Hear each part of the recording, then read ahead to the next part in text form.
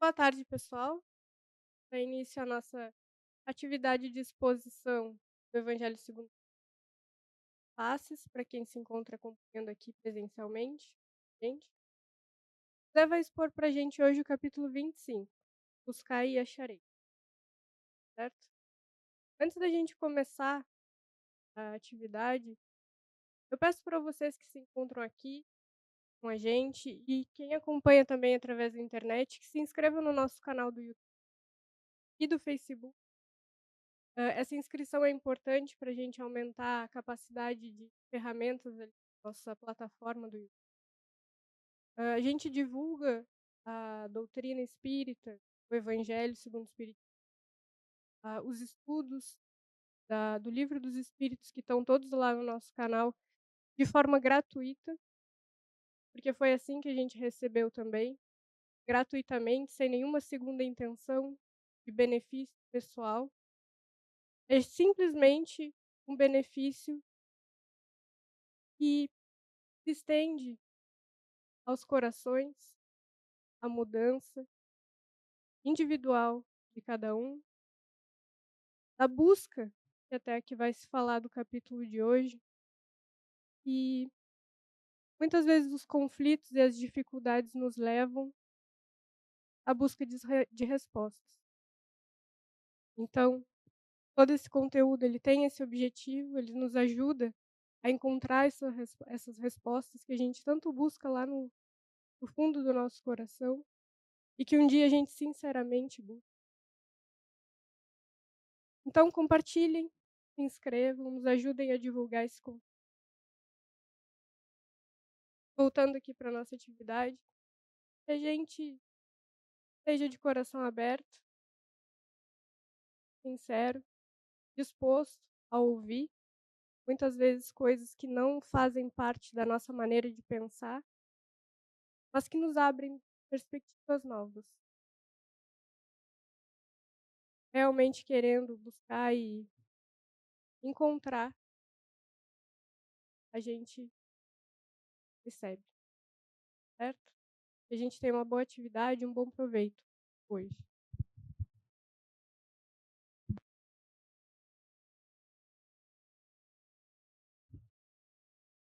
Boa tarde a todos vocês que se encontram aqui, né? Boa tarde a quem nos acompanha de casa e que nos ajude a atingir as metas aí que as plataformas se sustentam como forma de divulgação das ideias, né?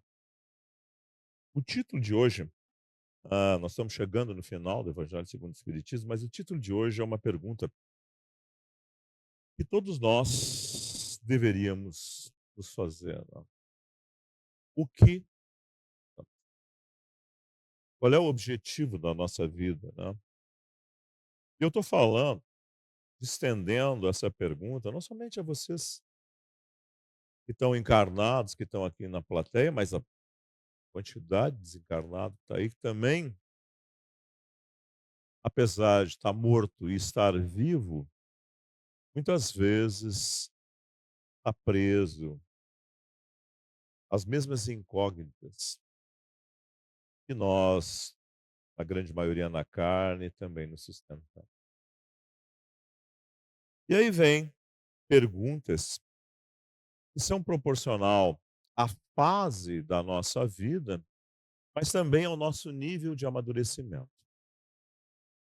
O que somos, aonde viemos, para onde vamos, por que que existe isso, por que que existe aquilo, por que que é assim, que é assado.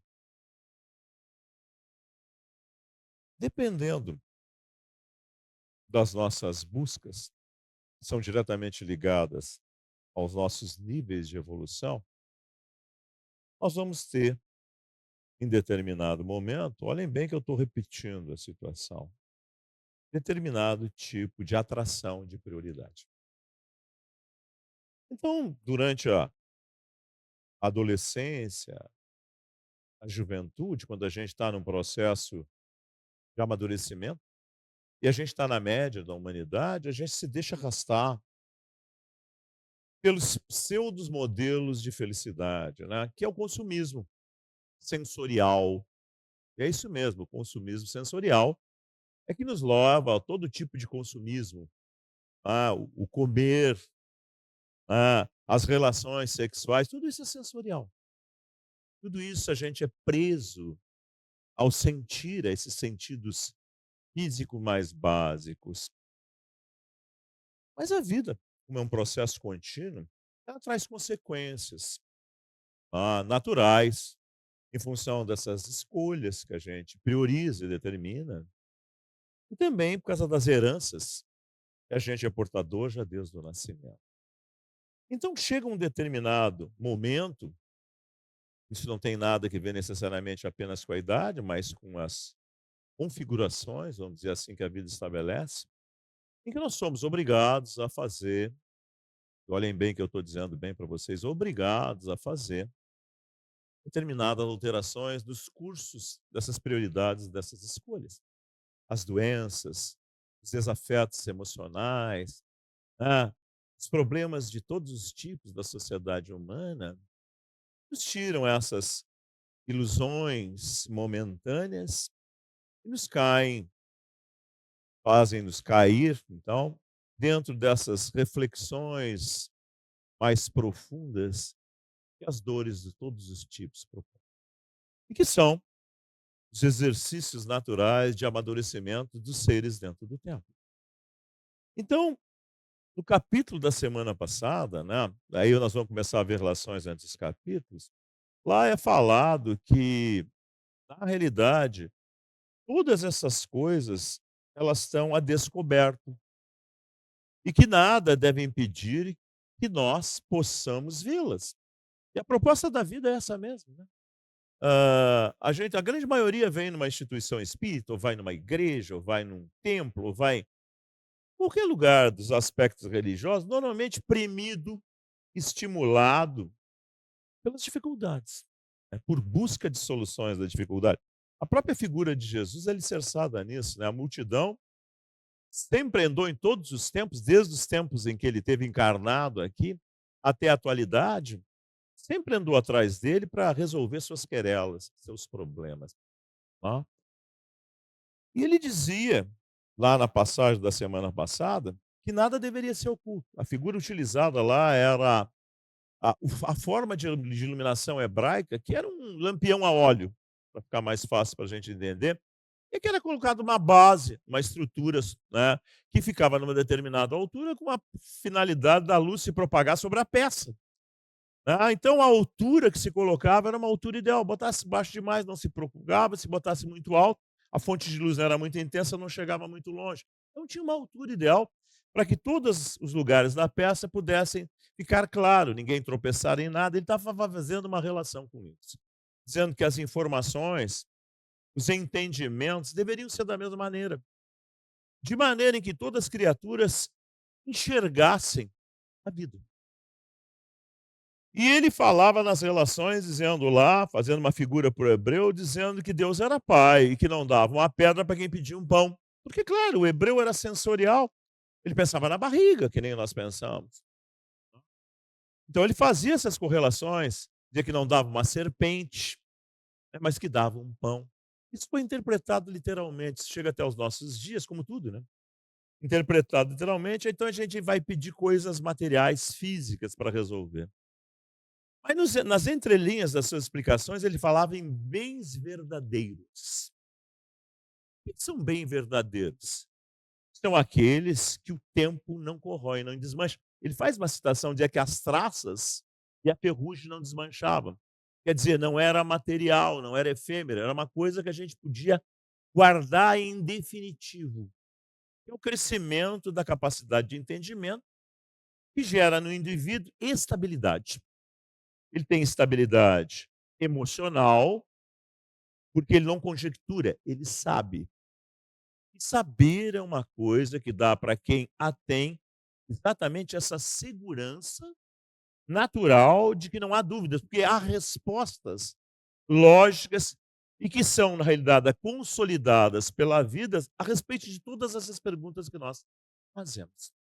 A doutrina espírita, é uma coisa que apareceu no mundo, né, num período logo posterior à Idade Média, onde na realidade a Idade Média é classificada pela história como a Grande Noite. Por quê? Porque nesse período foi cerceada a criatura humana uma série de progressos que ela já estava madura para desenvolver.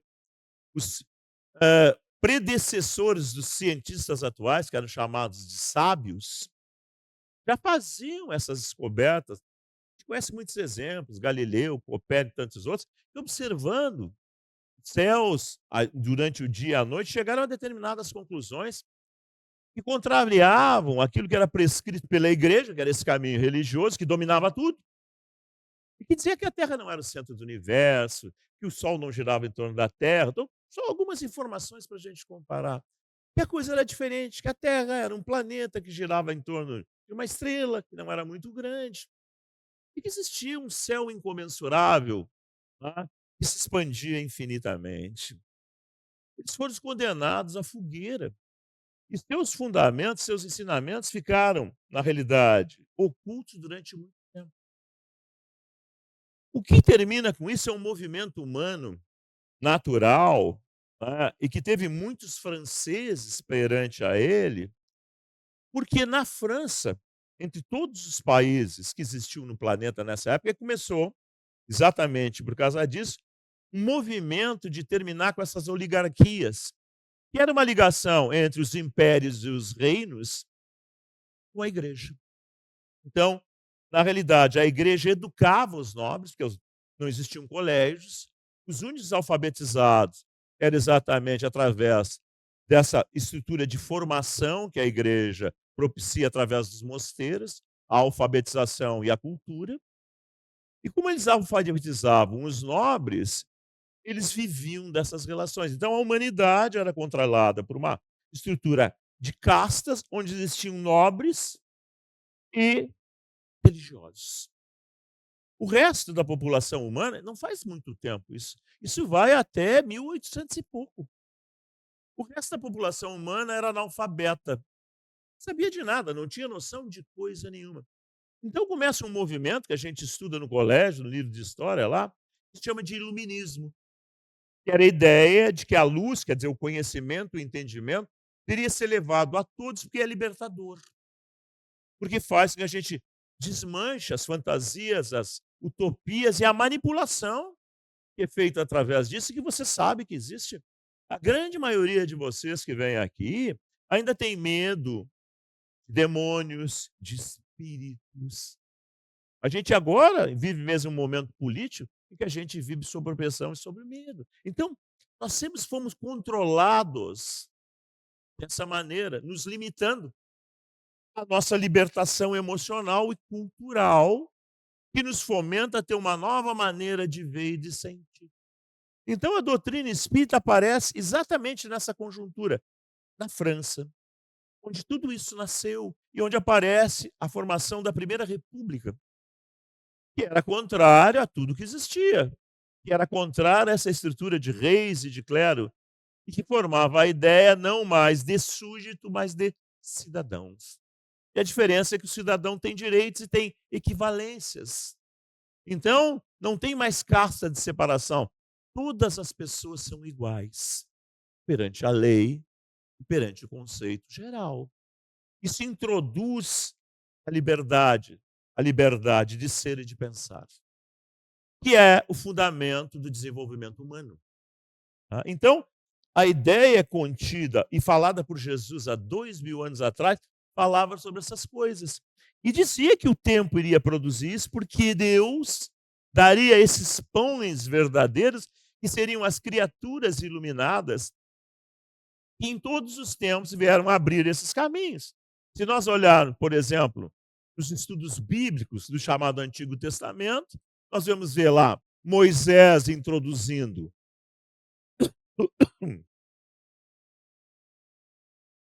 perdão para vocês, é que eu estou voltando agora depois de uma longa gripe, então ainda estou com a garganta meio abalada, né? Eu começo a falar e ela começa a me comichar. Mas voltando então, depois de a introdução de Moisés, de uma ideia nova em relação à sua época, que era o monoteísmo, e depois que foi sendo difundida e amplificada por aqueles que vieram dando sequência, que são conhecidos como nome de profetas. E tem lá dentro da Bíblia uma série deles que fazem vários livros que compõem a Bíblia. E aí, depois de quase um período de 2000 anos, vem Jesus, que vem a reformular isso ainda mais, porque as luzes de compreensão plantada por Moisés e por esses profetas nas sequenciais permitiram que nós que morríamos e nascíamos fôssemos crescendo em compreensão. E aí ele vem propor novas ideias. E como tudo, né? Uma ideia que é nova, a gente tem que propor e dar tempo para que, na realidade, ela possa ser experimentada e possa ser absorvida.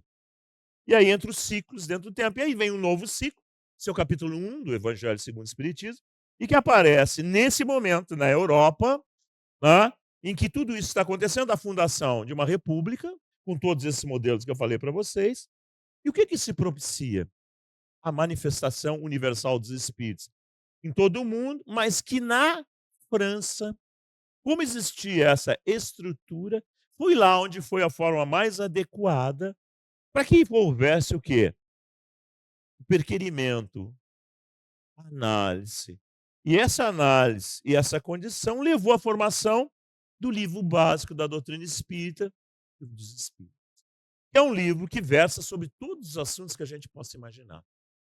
E nos cria uma visão e um entendimento enorme a respeito da vida, nos libertando dessas amarras que eu disse para vocês, do medo de todos os tipos, nos dando segurança interna para vencer todas essas adversidades, sejam as doenças físicas, emocionais, morais, tá? Que nos levam a uma saúde mais plena e que nos leva à condição do equilíbrio e da paz que todos, no fundo, todos nós buscamos, que são a grande resposta para todas essas dúvidas. Então, quem adquire isso deixa de ser ansioso.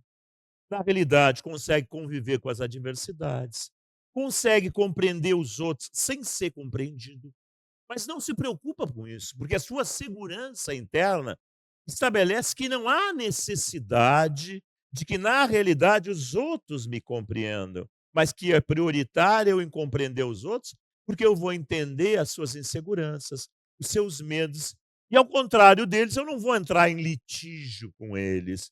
E dessa maneira, criando esse estado de paz, eu vou irradiar a paz e vou buscar compreendê-lo, criando caminhos de paz para eles, criando um mundo mais harmônico. Então, no capítulo de hoje, Jesus falava a respeito disso. Então, quando ele definia, e o título da sequência do capítulo é isso. A primeira parte que aparece no livro é ajuda-te a ti mesmo, e o céu te ajudará. Então, o crescimento, que é o esforço, né, buscando essas respostas que a nossa diretora falou e que todos nós temos, realmente não se acomodando no consumismo imediato, porque ele acaba. Né? No livro dos Espíritos nos ensina lá, dizendo, olha, se eu como demais, eu tenho problema, porque os órgãos internos não foram feitos para isso, eles foram feitos para determinados limites, do necessário, do que é adequado. Se eu distorço isso por ansiedade, por conflito, o que que vai acontecer? Eu vou engordar, todos nós sabemos isso, tem aumento de colesterol, de triglicerídeo, todas essas coisas. Vou ter problemas cardíacos, vou ter problemas circulatórios, vou ter problemas digestivos. Por quê? Porque, na realidade, eu estou massacrando o meu corpo pelo meu massacre emocional. Então, com o equilíbrio, o que que acontece em função disso? Eu não tenho mais essa necessidade compulsiva, eu atinjo uma saciedade de todos os tipos, tanto física quanto mental, quanto emocional, sou mais equilibrado. Notem isso, pensem nisso. O quanto isso é benéfico para nós, tanto corporalmente, como mental, como emocionalmente. Então, como se atinge isso? Quando eu começo a diminuir as minhas ansiedades, os meus medos, e aí as respostas é que trabalham nisso. Então, notem, quando a gente diz que vir num centro espírita é sinônimo de incorporar as premissas, as ideias, os conceitos que tem dentro da doutrina espírita, isso é assertivamente, plenamente verdadeiro. Não é um processo de eu vir sentar e tomar passe. Não é um processo de eu frequentar um trabalho de estudo simplesmente culturalmente. mas é alguma coisa que me leva a ter uma mudança geral, total, que dentro da doutrina espírita se chama reforma, e é íntima, que nos leva a estabelecer uma nova relação com tudo, conosco e com os demais, gerando mais harmonia e mais equilíbrio. Isso vem dessa busca. E como Jesus já afirmava há 2000 anos, quem busca, encontra. Encontra mesmo. Então a gente muitas vezes não entende desses caminhos tortuosos da vida que a gente estuda na doutrina, as programações reencarnativas, que acabam nos trazendo aqui. E um desses fatores que faz muito isso é o que vai ser falado na semana que vem, no capítulo da semana que vem. É um sentido extrafísico que todos nós temos e que, na realidade, nos arremete à relação com esse mundo de origem, com essas coisas que a gente procura entender. O que, que é? Muitas vezes a gente nasce com esse sentido exacerbado, muito grande, no sentido de gerar um impacto enorme dentro das nossas vidas. É chamada mediunidade ostensiva. E as criaturas que são portadoras delas não podem negar a existência desse mundo espiritual. Afinal de contas, estão em contato ostensivo pleno com eles. Pois como essas informações de todos os tempos e que estão embutidas no nosso psiquismo profundo através das vidas sucessivas, a gente é herdeiro de nós mesmos, né? A gente já nasce com determinada estrutura psíquica e que vai sendo modulada pelas experiências da formação da nossa personalidade dentro do tempo. Na realidade, a gente traz ideias, ideias distorcidas, tenho falado para vocês. Essas ideias, né, que foram imprimidas, que eram os demônios, os medos nascentes, ou que eram abstrações criadas de nós mesmos, na ciência incipiente, que só enxerga a carne. Não para pensar nesse psiquismo profundo, que é muito mais do que extracorpóreo e não é apenas uma ação cerebral, mas na realidade é uma coisa muito viva e muito mais ampla do que isso.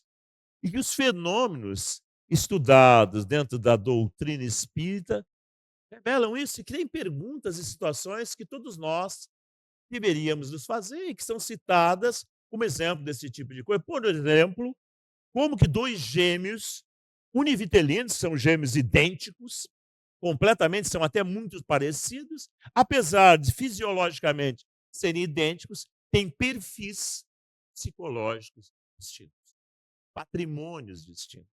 Ora, se foram formados biologicamente dentro da mesma estruturação, se tem o mesmo pai, a mesma mãe, e se tem um progresso em paralelo, mas nasceram no mesmo momento, tem uma contingência diária equivalente, por que tendências e formações distintas?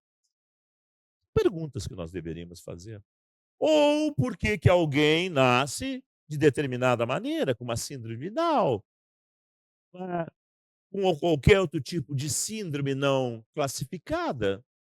Será um sorteio divino? Quais as razões? Quais os objetivos? São perguntas que nós nos fizemos e que quem está inserido dentro dela busca respostas. E essa possibilidade desse entendimento. Então, essa estrutura, esse sentido maior, nos leva a esse tipo de coisa. Para aquele que é portador dela, mas porque ele gera nas suas relações. Quem tem alguém assim dentro da sua casa, que convive com alguém dessa maneira, altera a estrutura dessa família.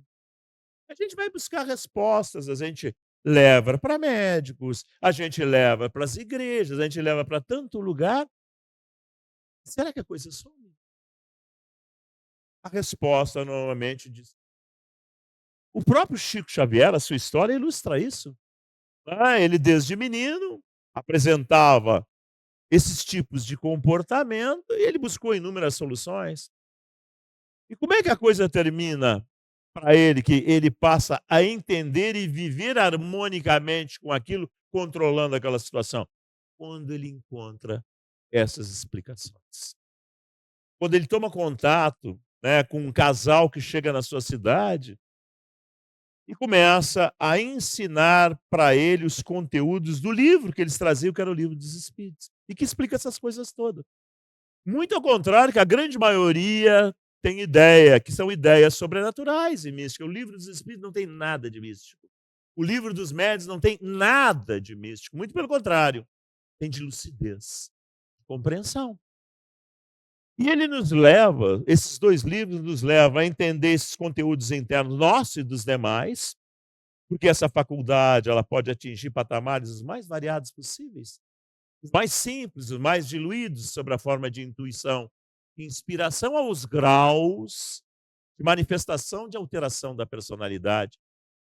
E como na realidade é um meio de ligação e de intercâmbio, apresenta múltiplas personalidades, porque as criaturas são múltiplas. E uma pessoa que morre, que vira a ser um espírito, continua sendo uma pessoa. Com as mais variados tipos de criaturas e as manifestações são múltiplas. Como as pessoas também têm determinados graus de compreensões, determinadas fantasias, os espíritos que foram pessoas e são pessoas também têm. As manifestações são em condições reflexas desse tipo de coisa.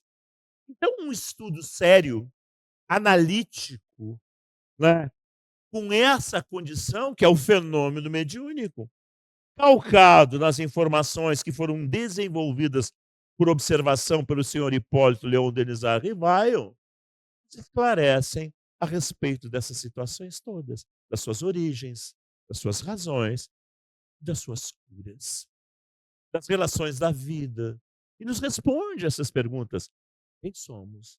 Da onde viemos? Para onde iremos? Então isso constrói, para quem vive, não mais uma atuação de disputa. Quem é espírita verdadeiro na acepção do termo, não compete. Ele sabe, mais do que ninguém, que a maturação vem pelo desenvolvimento do ser, que é a ideia do capítulo de hoje. E que se não for agora, será amanhã. E se não for amanhã, vai ser na próxima vida, mas com certeza será. Porque todos os seres amadurecem. E às vezes a gente amadurece aqui dentro dessa vida mesmo. Quantas pessoas eu já liguei ao longo dessas dezenas de anos aqui dentro, que tiveram aqui dentro, saíram, foram, né, e brigaram, e aconteceram. E o tempo, e as dificuldades, os problemas, faz com que elas amadureçam e voltem de uma outra maneira, um outro formato, de um outro tipo, mais amadurecidas, menos revoltadas, menos senhoras de si, menos cheias de opiniões, de ideias, de achismos, tá? Mais polidas pelas arestas do dia a dia, aceitando agora uma forma mais coerente, mais lógica, aquilo que vos foi ensinado, porque a vida consolidou isso. Então, tudo é uma questão de tempo. Na realidade, tudo é uma questão de tempo. E como nós somos seres contínuos, o que morre e renasce é o corpo. O que há de se fazer é o que os espíritos superiores sempre fizeram e que aqueles encarregados das nossas costelas, que nós conhecemos pelo nome de anjo da guarda, também fazem. Quando alguém ainda é indolente, é primitivo, é deslumbrado, o que ele faz? A mesma coisa que nós fizemos com a criança. Educamos, impomos. Mas o que vai propiciar? Pode mudar ter um filho rebelde e que não quer saber. Mas ele vai amadurecer. Ele vai se tornar um adulto e ele vai entrar em contato com a vida real. E o que a vida real vai fazer? Forçadamente vai educar. Uns mais, outro menos. Mas ele vai ter que sair daquela bolha da sua personalidade, das suas opiniões, porque ele vai entrar com relação com os demais. Então aquele mundinho protegido dele, especial, cai. Porque ele entra em relação com os outros, ele tem que se adaptar. E essa adaptação vai criando novas estruturas, novas experiências que vão matando determinadas coisas. E se nós fôssemos criaturas de bom senso realmente, não egóicas, né, inflados dos nossos achismos, que são derivados da nossa insegurança interna, nós daríamos muito mais rápido o braço a torcer ao bom senso e sofreríamos menos. Então a proposta espírita é uma proposta de bom senso. senso. Por isso que o Allan Kardec era chamado de bom senso encarnado. Exatamente isso, porque ele tinha senso analítico. Ele que fez a triagem analítica da formação da estrutura lógica composta do livro. Por isso que ele é chamado de codificador. Então a proposta espírita é essa: é entender a vida, ver o seu sentido, dar o braço a torcer às nossas infantilidades emocionais, não depende de idade, depende de amadurecimento. Trocar ideias e valores não é trocar de voz, não é trocar de roupa, não é botar branco, não é falar mansinho. Não, fazer trocas internas, continuando a viver no mundo como nós vivemos, mas mais justo, mais equilibrado, menos dependente dos outros. Nós vivemos muito independência da opinião alheia, vamos perdendo a nossa própria identidade. Afinal, de novo a pergunta: quem somos? O que o fulano diz, o que a internet determina? Para agradar, para conquistar? E depois a maturidade traz o quê? A decepção? Então, nós que viemos aqui nessa tarde, quem está agora na casa, mas quem está desencarnado, que com muito mais propriedade está entendendo isso de forma muito mais ativa, pensemos, o que será o nosso amanhã? Para nós que estamos encarnados, verá o tempo. Quem está na idade mais avançada, que já se enquadrou nisso que eu estou falando, fica pensando: daqui a algum tempo, com certeza eu morrerei, porque todos nós morremos. Como será? Para quem está na adolescência, será que é verdadeiro alguma coisa disso que eu disse, que ele disse? Talvez não seja, mas ficou plantado. Amanhã, daqui a 10 anos, daqui a 30, quando essas coisas todas acontecerem, vai bater aquela lâmpadazinha que vai lembrar assim: eu já ouvi. Tá, começa ali uma jornada. Para quem está desencarnado, que está começando também a entender determinadas coisas, porque não pensa que a moto é a solução, porque não é. Vai ficar pensando: e agora? Eu sei que eu vou nascer, não sei quando, mas eu sei que eu vou nascer. Como será? Mas eu estou entendendo que depende de mim. E que eu também, apesar de estar morto, tenho que procurar respostas. Então notem, que tudo isso atinge todos, independente dos estágios que se encontrem. Porque afinal de contas, todos nós temos uma jornada sempre para frente, sempre em crescimento, sempre buscando o melhor, que muitas vezes a gente até se engana do que é esse melhor. Mas que a vida, como obra e manifestação de Deus, como disse Jesus, nos traz o pão verdadeiro e consagra ao espírito imortal o alimento definitivo, que o fará brilhar dentro de si, irradiando luz que desenvolva, matando as sombras, como diz a psicologia e a Joana de Ângeles, né? Internas, frutos do primitivismo, no objetivo da criação, que é a plenitude de todos os seres. Pensemos todos nós que estivemos aqui nessa tarde na questão inicial, o que buscamos?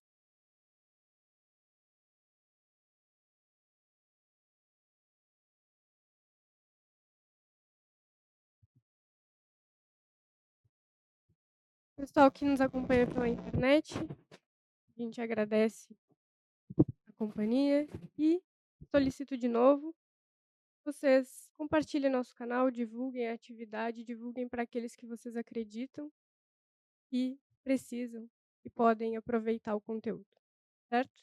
Fiquem bem e até a próxima oportunidade.